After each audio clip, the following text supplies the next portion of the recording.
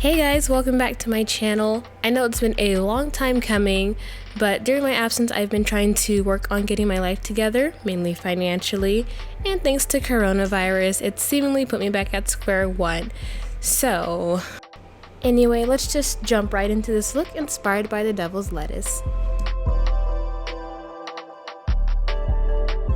Okay, my little sweet potatoes, I'm going to be switching it up and doing my eyes first.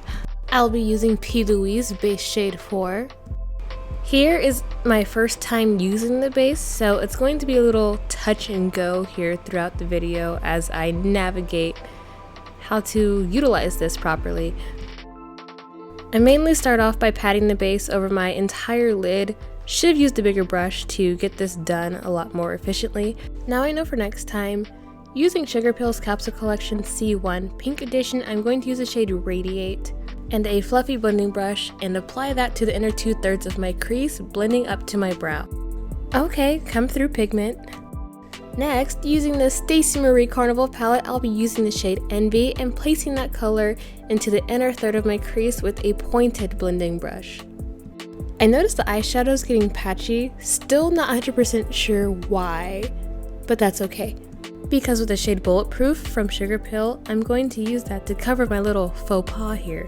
I believe the patchiness is coming from me sweeping on the color as opposed to patting on the color. Anywho, with Sugarpill's Buttercupcake, I'm finishing out the gradient of color and then going back and forth with previous shades to make sure everything's blending properly.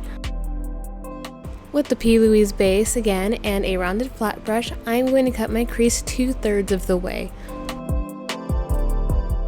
For my lid shade, I'll be using AEVA Beauty's Sunkissed highlighter, an absolutely gorgeous shade of Trophy Gold.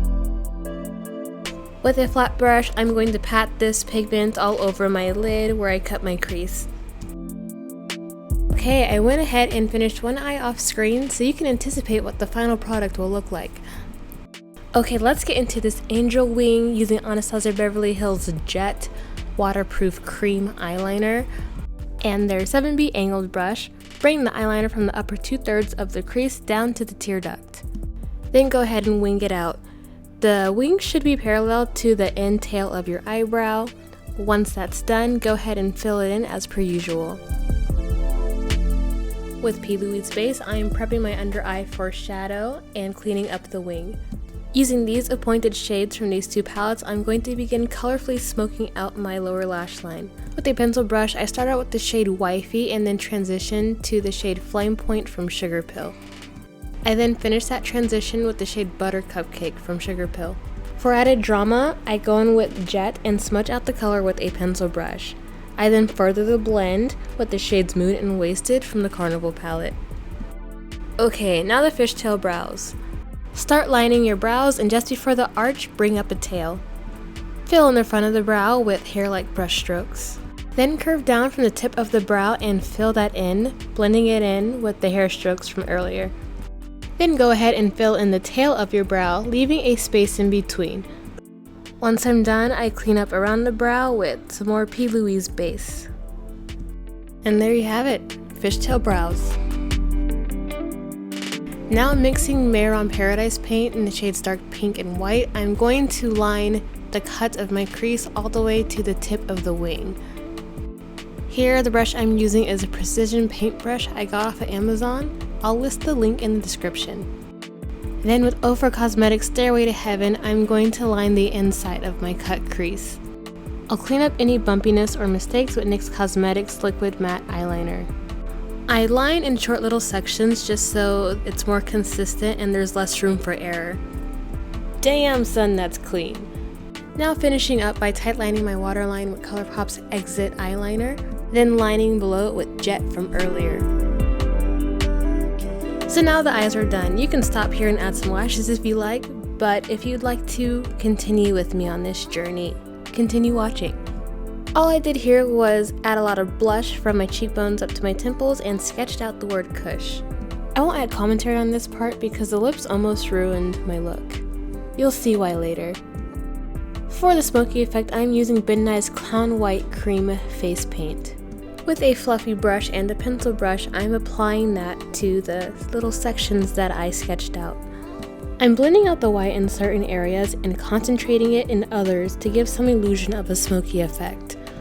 I'm going to bring it up to my nose to make it seem like I'm doing some sort of French inhale. I then connect that to the squiggly letters I sketched out earlier.